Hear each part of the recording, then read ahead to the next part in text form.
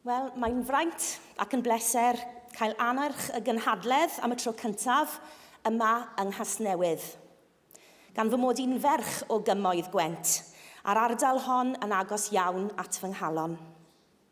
Ces i fy nghodi yng Nghwm Bran, rhyw ychydig filltiroedd o'r fan hyn, a'n nhad a mam o Rymni, y cwm lle ges i hefyd fy addysg. Erbyn hyn, rwy wedi ymgartrefi yn yr Alltwen yng Nghwm Tawe. Ac rwy'n falch o fod yn gynghorydd cymuned dros yr Alltwen a'r gyngor cymuned Cul y Bebyll, ac yn ymgeisydd dros yr Alltwen nawr ar gyfer etholiadau lleol y cyngor sir a'r cyngor cymuned. Mae sawl peth wedi fy ysbrydoli i sefyll fel ymgeisydd Plaid Cymru dros fy nghymuned. Yn gyntaf, arweinyddiaeth Lian Wood. Does yna'r un arweinydd arall yng Nghymru sy'r mor ddidwyll a diymhongar, mor weithgar dros ei chymuned a'i chenedl a Lian. Diolch Lian am roi'r hyder i fenwod fel fi i sefyll etholiad. Menwod sy'n rhannu'ch acen.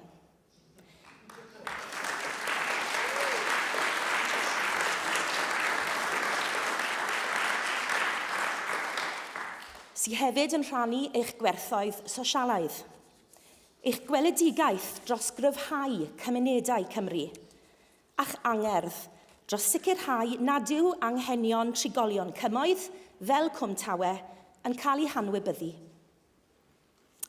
Yn ail, ddim hysbrydolwyd gan grŵp gweithgar ac ymroddedig Plaid Cymru ar gyngor Castell Nedd Port Talbot. Gallai ddim eu henwi nhw gyd, ond hoffwn ddiolch i Lynette Purcell ac Alun Llywelyn yn enwedig am eu cefnogaeth a'i hanogaeth.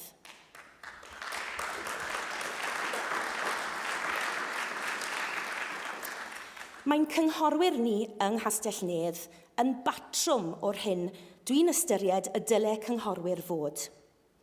Maen nhw wedi hymrwymo i wasanaethu eu cymuned, yn gweithio'n ddiwyd i sicrhau tegwch i'w hetholwyr ac yn codi llais pan fo gwasanaethau allweddol yn cael eu torri. Wrth gnocio ar ddrysau cartrefi'r Alltwen, rwy wedi clywed dro ar ôl tro bod pobl yn teimlo nad yw eu lleisiau'n cael eu clywed, nad yw eu hanghenion nhw'n cael eu hystyried. Mae cyfle gan Blaid Cymru i ddangos ac i brofi ein bod ni'n blaid sy'n gwrando ac yn ymladd dros ein cymunedau.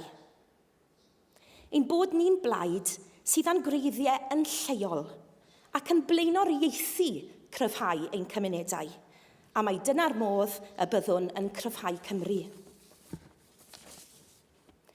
In this difficult time of political uncertainty, I'm passionate about ensuring the right of my community to a fair society that protects the vulnerable.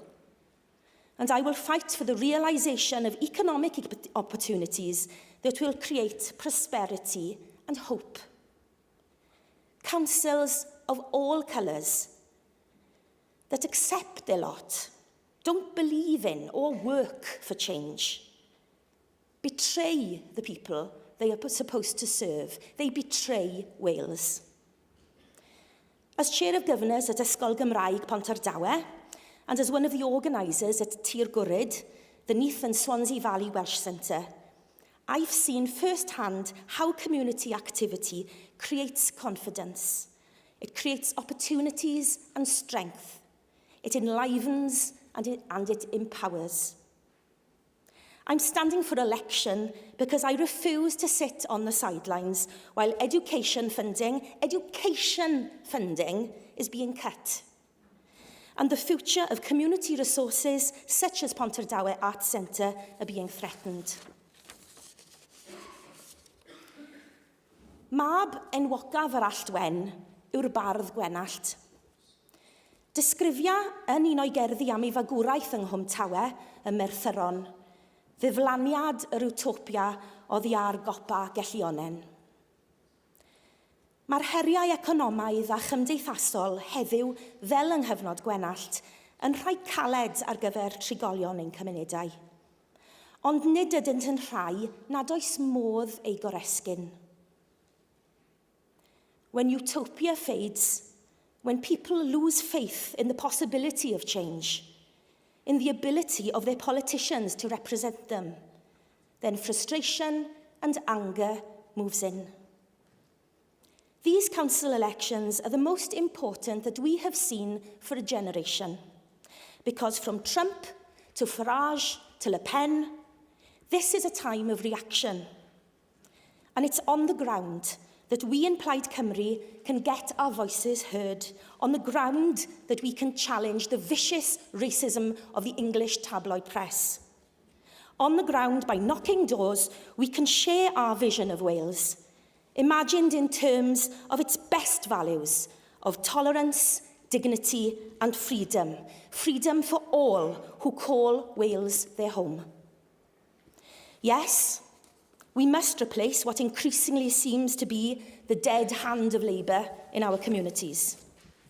But it is also our duty, as members of Plaid Cymru, to drive back the toxic right-wing politics of UKIP and the Tories. Nawr, mae angen I bob aelod a chefnogwr godi a gweithio. Gweithio I sicrhau bod ymgeiswyr Plaid Cymru ar hyd a lled Cymru yn cael ei hethol.